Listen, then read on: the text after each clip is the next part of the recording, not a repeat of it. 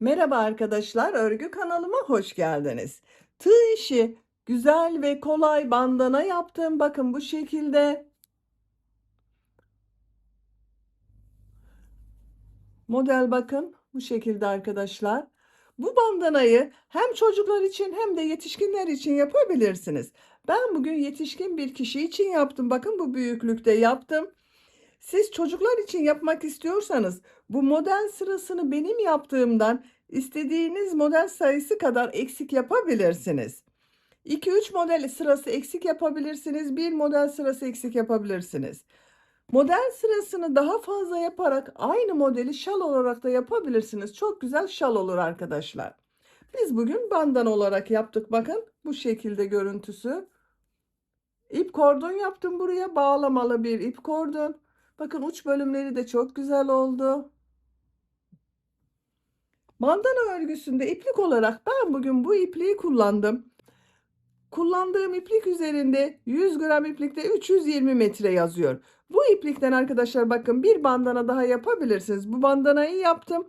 Bir bandana daha yapılabilir bu iplikten. Renk numarasını soranlar için de bakın 138. Siz bu bandanayı tercihinize göre her renk ve marka iplikler ile yapabilirsiniz. Lif ipliği ile de çok güzel oluyor arkadaşlar. Lif ipliği de kullanabilirsiniz. Tığ olarak ben 5 numara 3 milimetre tığ kullandım. Benim elim çok sıkı değil. Bakın benim yaptığım örgüler yumuşak oluyor. Sizin eliniz sıkıysa 3,5-4 milimetre tığ kullanabilirsiniz veya daha küçük numaralı tığlar kullanabilirsiniz. Farklı ölçülerde nasıl yapabileceğinizi video içinde anlatıyorum arkadaşlar. Oraya bakabilirsiniz. Daha küçük veya daha büyük nasıl yapacağınızı anlatıyorum. İplik tığı hazırlayalım. Hep birlikte bu kolay ve güzel bandana örgüsüne başlayalım. Örgü kanalıma abone değilseniz abone olmayı unutmayın lütfen. Hepinize kolay gelsin. İyi çalışmalar.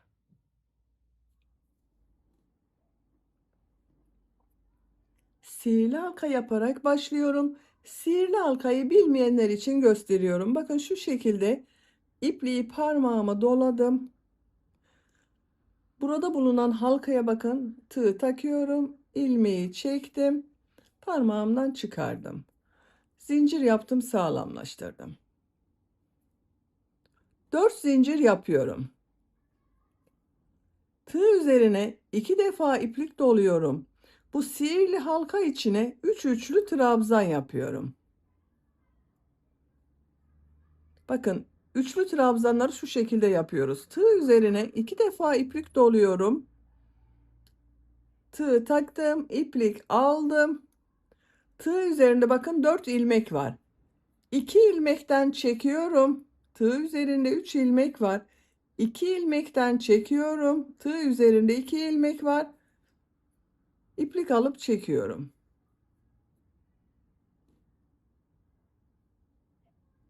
İlmekleri 2 alıyoruz. 3 defa da çıkarıyoruz. Bakın 2 defa iplik doluyorum. Sıra başında yaptığım bakın zincir ile birlikte 4 üçlü trabzan oldu. 2 zincir yapıyorum. Tığ üzerine 2 defa iplik doluyorum. Buraya 4 üçlü trabzan yapıyorum.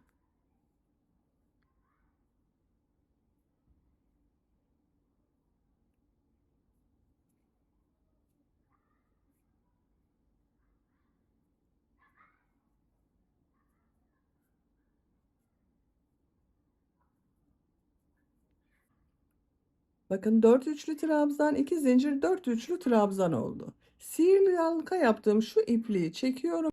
İpliği şu şekilde tutuyorum. Bir zincir yaptım. Bakın iplik burada. 2, 3, 4,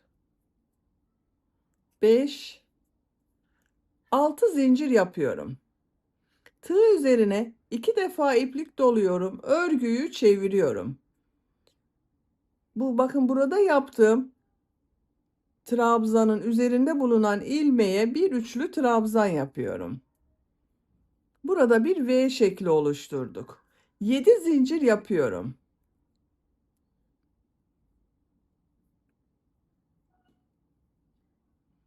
Bu 2 zincir üzerine sık iğne yapıyorum. 7 zincir yapıyorum. Tığ üzerine 2 defa iplik doluyorum. Burada yaptığım bakın zincir vardı. 4 zincir vardı. Dördüncü zincir üzerine bir üçlü trabzan, 2 zincir, bir üçlü trabzan yapıyorum.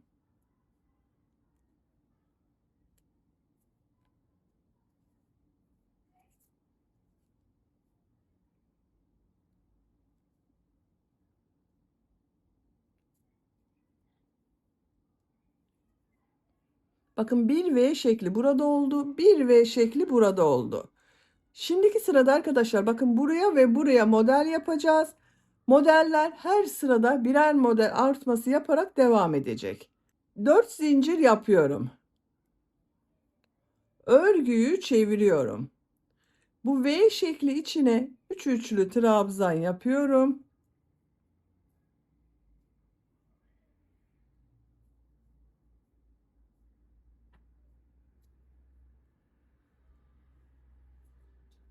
İki zincir yapıyorum. V şekli içine 3 üçlü trabzan yapıyorum.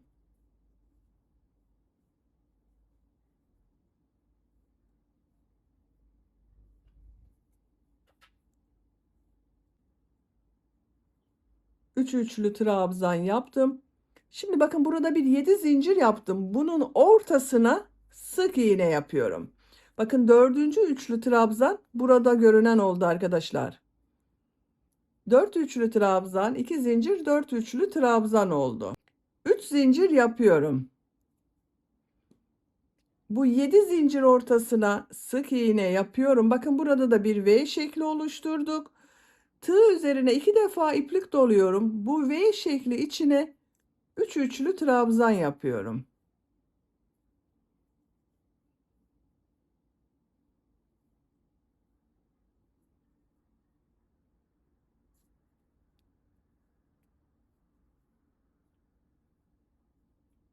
Burada bakın yaptığımız 7 zincir ile birlikte bakın yarısına sık iğne yaptım. 2 4 üçlü trabzan oldu.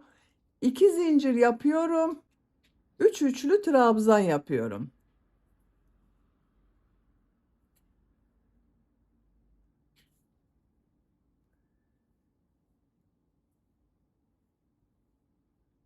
Tekrar bakın tığ üzerine 2 defa iplik doluyorum. Buradan sayıyorum. 1 2 3 dördüncü zincir üzerine bir üçlü trabzan yapıyorum.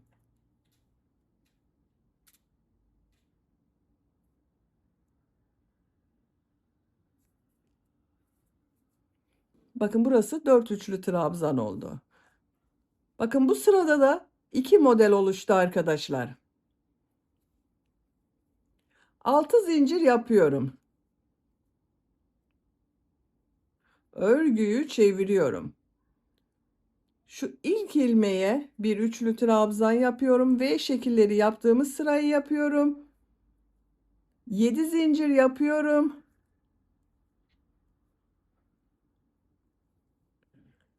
2 zincir üzerine bir sık iğne yapıyorum. 7 zincir yapıyorum.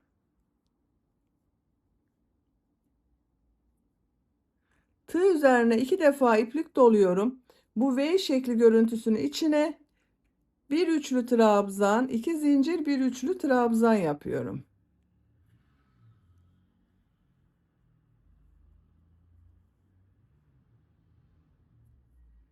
7 zincir yapıyorum. 2 zincir üzerine sık iğne yapıyorum. 7 zincir yapıyorum.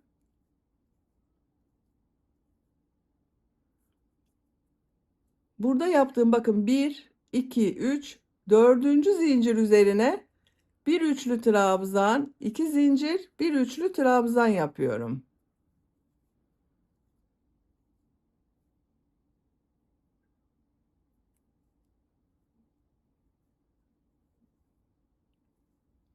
'Burada da arkadaşlar bakın 1 2 3 yerde model yuvası oluşturduk V şekli yaparak 4 zincir yapıyorum. Örgüyü çeviriyorum. V şekli içine 3 üçlü trabzan yapıyorum.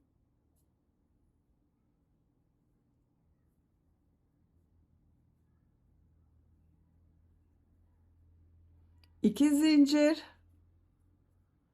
3 üçlü trabzan yapıyorum.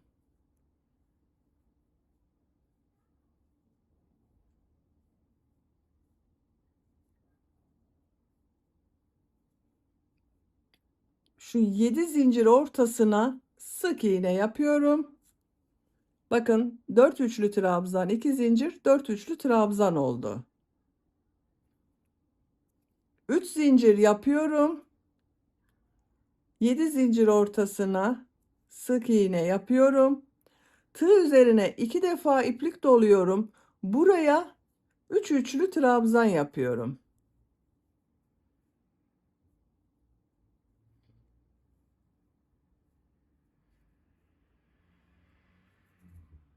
Bakın burada 2 V şekli görüntüsü var. 3. sırada model yerleştiriyoruz. 2 zincir yapıyorum. 3 üçlü trabzan yapıyorum.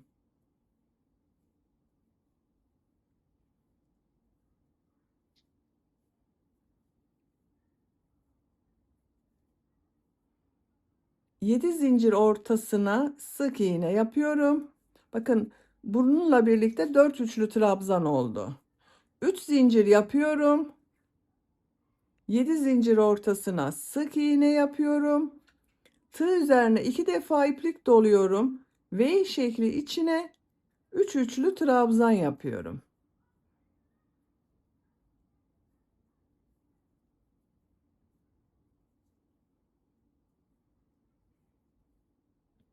İki zincir, 3 üçlü trabzan yapıyorum.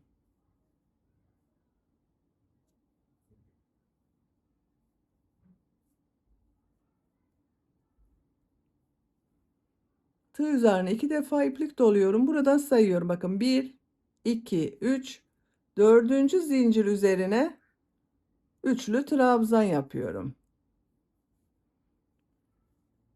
Bakın arkadaşlar, modeller 4 üçlü trabzan, 2 zincir, 4 üçlü trabzandan oluşuyor. Burada bakın 7 zincir ortasına yaparak bir trabzan oluşturuyoruz. Görüntüsü bu şekilde. Şimdi bu yuvaları oluşturduğumuz V şekli yaptığımız sırayı yapıyorum. 6 zincir yapıyorum. Örgüyü çeviriyorum. Bu ilmeğe bir üçlü trabzan yapıyorum. 7 zincir yapıyorum. 2 zincir üzerine sık iğne yapıyorum. 7 zincir yapıyorum.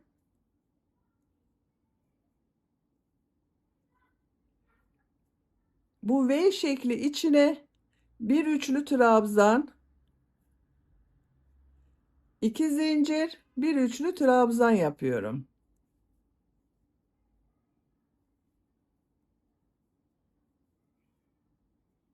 7 zincir,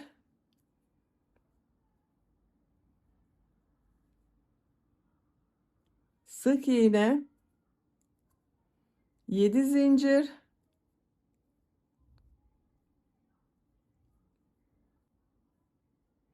V şekli içine bir üçlü trabzan, 2 zincir, bir üçlü trabzan yapıyorum.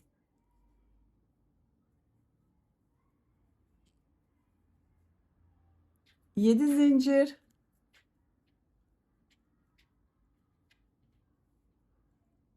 2 zincir ortasına sık iğne yapıyorum. 7 zincir yapıyorum.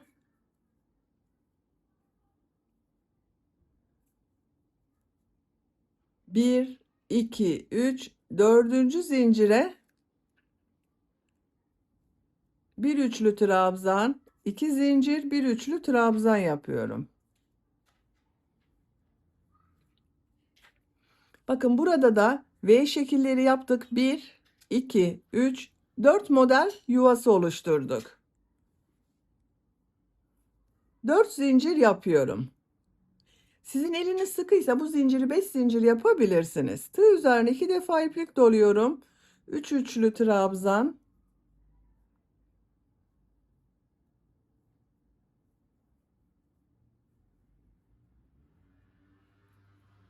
2 zincir. 3 üçlü trabzan yapıyorum.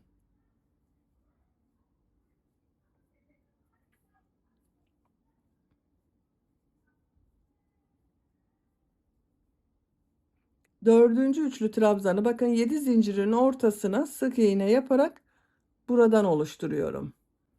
3 zincir yapıyorum.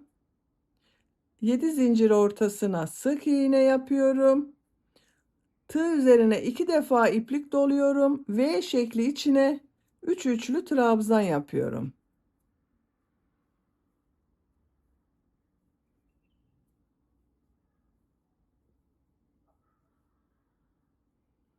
Zincir ile birlikte bakın 4 üçlü trabzan oldu. 2 zincir, 3 üçlü trabzan yapıyorum.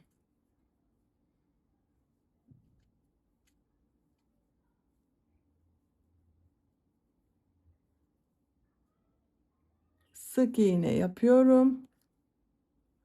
3 zincir, sık iğne yapıyorum. Tığ üzerine 2 defa iplik doluyorum. V şekli içine 3 üçlü trabzan yapıyorum.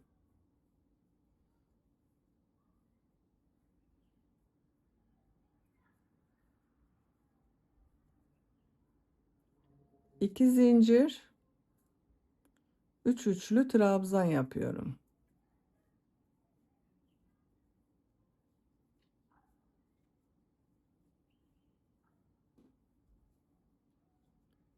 Sık iğne yapıyorum.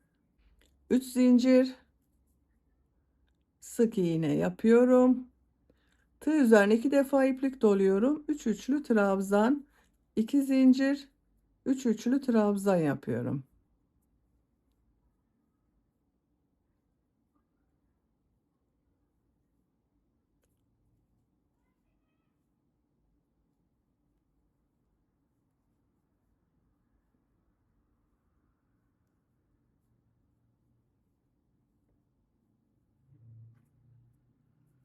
Son trabzanı bakın 1, 2, 3, dördüncü zincir üzerine trabzan yapıyorum. Bakın bu sırada da 4 model yaptık. İlk sırada 1 model, ikinci sırada 2 model, üçüncü model sırasında 3 model, her sırada 1 model fazla oluyor. Şimdi tekrar bu V şekli yaptığımız sıradayız. 6 zincir yapıyorum. Örgüyü çeviriyorum. Bir üçlü trabzan yapıyorum. 7 zincir, 2 zincir üzerine sık iğne yapıyorum. 7 zincir yapıyorum.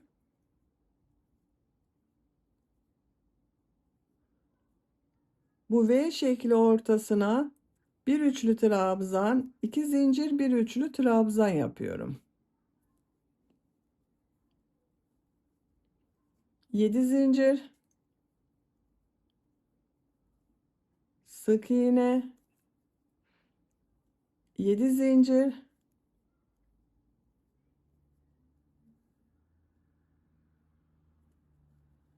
bir üçlü trabzan, 2 zincir, bir üçlü trabzan yapıyorum.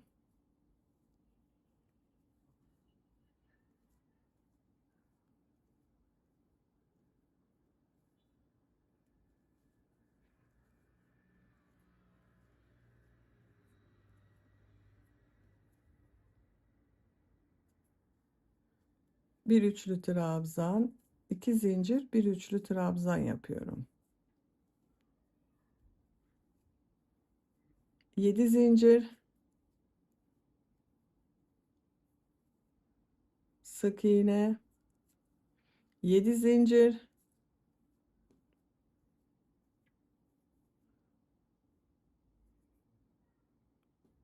bir, 2, 3, dördüncü zincir üzerine bir üçlü trabzan, 2 zincir, bir üçlü trabzan yapıyorum.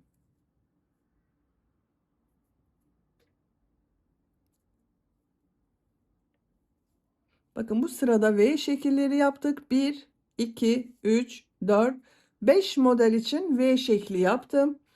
Şimdiki sırada modelleri yapacağız arkadaşlar. Bakın bu şekilde. Modelde bakın bir sırada bu trabzanları yaptığımız model sırasını yapıyoruz. Bir sırada da şimdiki yaptığımız gibi V şekilleri yapıyoruz. Her model sırasında bir model fazla olacak. Bu şekilde yapacağınız ölçüye göre model sırasını tekrarlayarak devam edelim. Bandana örgüsünü yapacağım ölçüye göre tamamladım. 2, 4, 6, 8, 10, 12 model sırası yaptım. Bakın görüntüsü bu şekilde oldu. Ben bugün bu bandanayı yetişkin bir kişi için yapıyorum. Siz çocuklar için yapıyorsanız bu model sırasını daha az yapabilirsiniz. 1 yaş çocuk için yapmak istiyorsanız 8 model sırası yeterli olacaktır arkadaşlar. Bakın 2, 4, 6, 8. 5-6 yaş çocuk için yapmak istiyorsanız bunu 9 model sırası yapabilirsiniz. 9-10 yaş çocuk için yapmak istiyorsanız 2 model sırası eksik yapabilirsiniz. Santimetre olarak ölçüyorum. 48 santimetre genişlik var. Dediğim gibi bu ölçüyü siz daha fazla da yapabilirsiniz, daha az da yapabilirsiniz. Daha fazla sayıda yaparak şal olarak da kullanabilirsiniz. Bakın çok güzel bir model. Şimdi çevresinde modeller yapacağız. En son modeli bakın buraya yaptım. 11 zincir yapıyorum.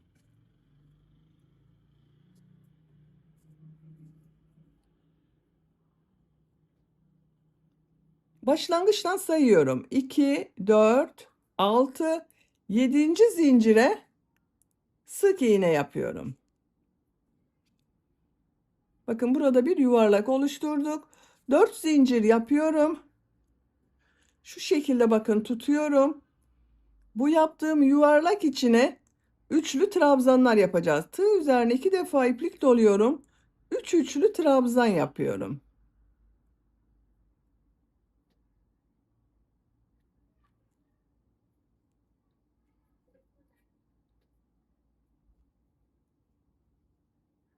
Bu modelde yaptığımız gibi. Burada yaptığım 4 zincir ile birlikte bakın 4 üçlü trabzan oldu. 3 zincir yapıyorum. Bu son yaptığım trabzanın üzerinde bulunan şu ilmeğe tığ takıyorum. İplik aldım. İlmek kaydırma yapıyorum. Minik bir pıtırcık elde ettim. Tekrar tığ üzerine 2 defa iplik doluyorum. 3 üçlü trabzan yapıyorum.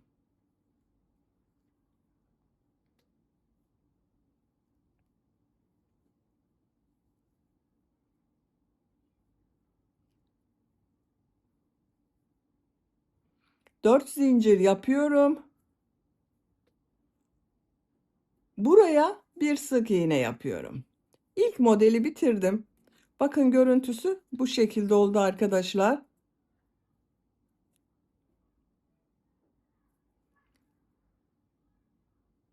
6 zincir yapıyorum. Bu yaptığım modeli bakın şurada. Modelin altında bulunan şu V şekli yaptığımız bakın model üzerinde bulunan şu ilmeğe sık iğne yapıyorum. Birleştiriyorum.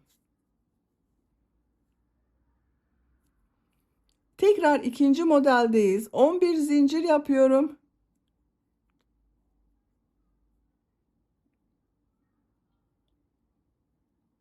Buradan sayıyorum. 2, 4, 6, 7. zincir üzerine sık iğne yapıyorum. 4 zincir yapıyorum. Tığ üzerine 2 defa iplik doluyorum. Buraya 3 üçlü trabzan yapıyorum.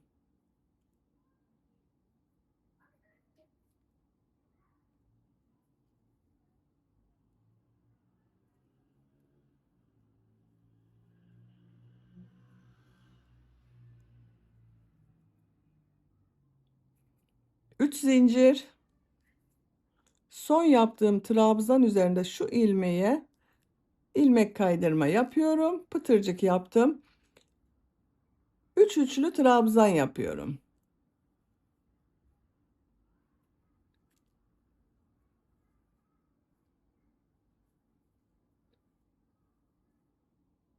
4 zincir yapıyorum. Buraya bir sık iğne yapıyorum. 6 zincir yapıyorum. Yaptığım bu modeli bakın. Şu V şeklini burada bulunan bakın şu ilmeğe sık iğne yapıyorum. Her modele bir model gelecek şekilde yapıyoruz. Bakın görüntüsü bu şekilde oluyor. Bu köşeye kadar modelleri yaparak devam edelim.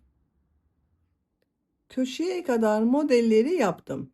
Bakın en son modeli buraya birleştirdim. Bu modeli yaptım. 6 zincir yapıyorum. Yaptığım bu modeli köşede bakın sihirli ilmek yaptığımız şu boşluk var. Buraya sık iğne yaparak birleştiriyorum. Buraya kadar kaç model yaptığımı sayıyorum. Bakın 2, 4, 6, 8, 10, 12 model oldu. Tekrar model yapıyorum. 11 zincir yapıyorum.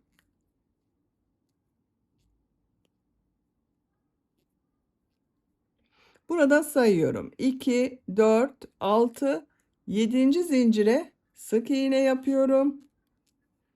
4 zincir yapıyorum. Buraya 3 üçlü trabzan yapıyorum.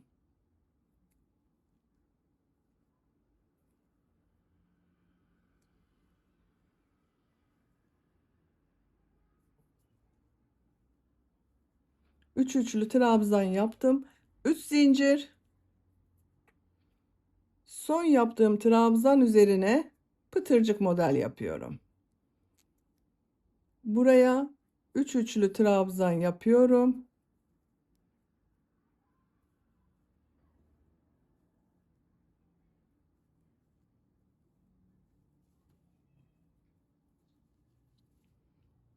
Dört zincir sık iğne yapıyorum. 6 zincir yapıyorum.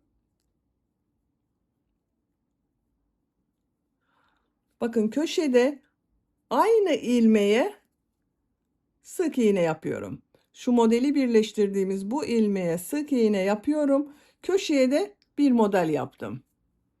11 zincir yapıyorum.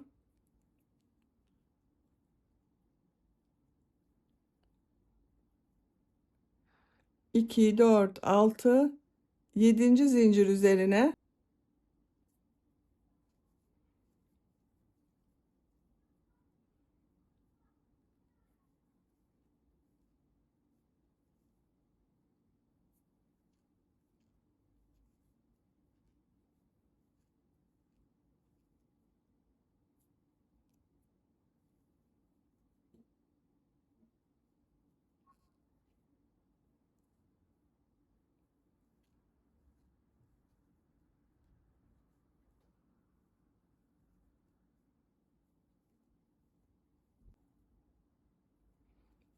dört zincir yapıyorum. Sık iğne yapıyorum. 6 zincir yapıyorum. Bakın yine aynı şekilde şu V şekli yaptığım model üzerinde bulunan şu ilmeğe sık iğne yapıyorum. Burada da modelleri yapmaya devam ediyoruz. Bakın köşe görüntüsü bu şekilde oldu. Sıra sonuna kadar devam edelim. Sıra sonuna kadar modelleri tamamladım. Bakın görüntüsü bu şekilde oldu. Çok güzel oldu arkadaşlar. Şimdi bir buraya ip kordon yapacağız. İlk ip kordonu yapmak için zincirler yapıyorum. Çok sıkı yapmıyorum. 50 zincir yapalım. 50 zincir yaptım. Bakın çok sıkı zincirler yapmadım. Siz küçük çocuklar için yapıyorsanız bunu 40-45 zincir yapabilirsiniz. Veya tercihinize göre eliniz sıkıysa 55 zincir yapabilirsiniz. Ben 50 zincir yapmayı tercih ettim. Şimdi bu uca burada yaptığımız gibi bir model yapacağız. Tığ üzerine 2 defa iplik doluyorum. 1, 2, 3, 4 ilmek atlıyorum. 5. zincir üzerine 3 üçlü trabzan yapıyorum.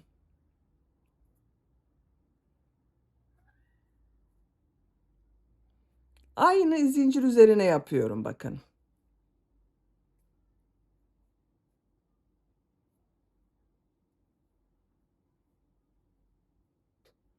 Üç zincir yapıyorum.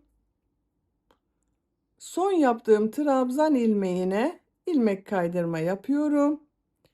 Tekrar tığ üzerine 2 defa iplik doluyorum. 3 üçlü trabzan yapıyorum.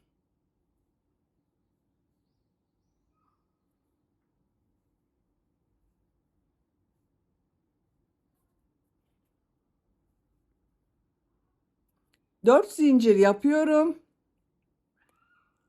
Aynı ilmeğe sık iğne yapıyorum. Bakın bu şekilde oldu. Siz tercihinize göre bunu yapmadan sadece zincir olarak da yapabilirsiniz. Şimdi zincirler üzerine ilmek kaydırma yapıyorum. Bakın ilk zincire tığ takıyorum. İlmek kaydırma yapıyorum. Her zincir üzerine bir ilmek kaydırma yapıyoruz.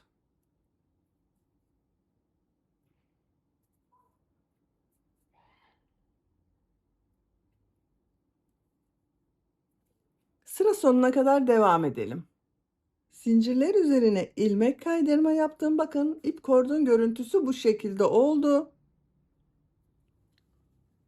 Diğer ip kordonu buraya yapacağız. İlk önce bu ön bölümde bakın sık iğne ve trabzan yapıyorum. Şu ilk ilmek üzerine sık iğne yapıyorum. Burada ilmekler üzerine sık iğne yapıyorum.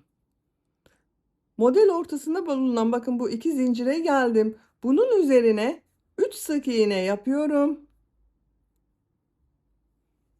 Tığ üzerine bir defa iplik doluyorum. Burada V şekli görünüyor. Bunun içine 5 trabzan yapıyorum.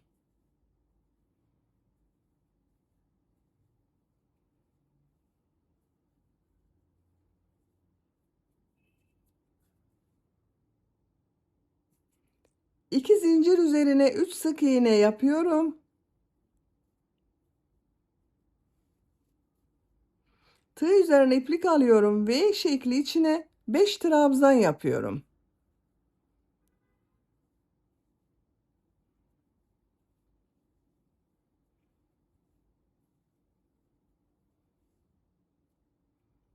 Model ortasındaki iki zincir üzerine 3 sık iğne yapıyorum. 5 trabzan yapıyorum.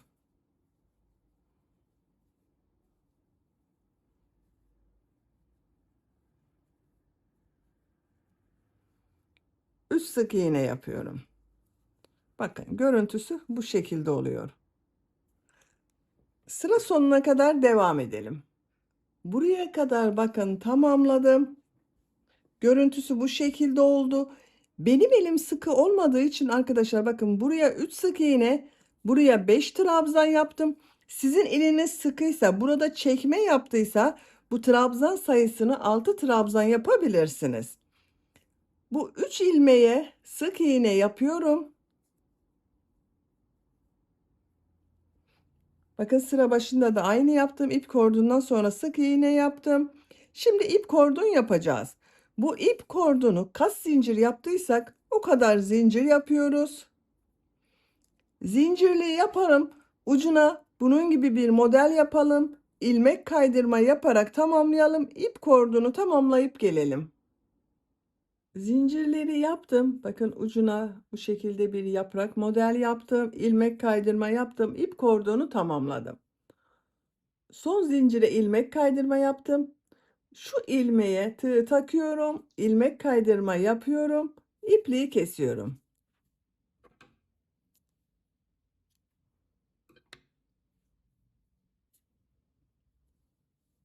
Bakın arkadaşlar bandana örgüsünü bitirdim. Bu ip kordon görüntüsü de bu şekilde oldu. Bakın çok güzel oldu.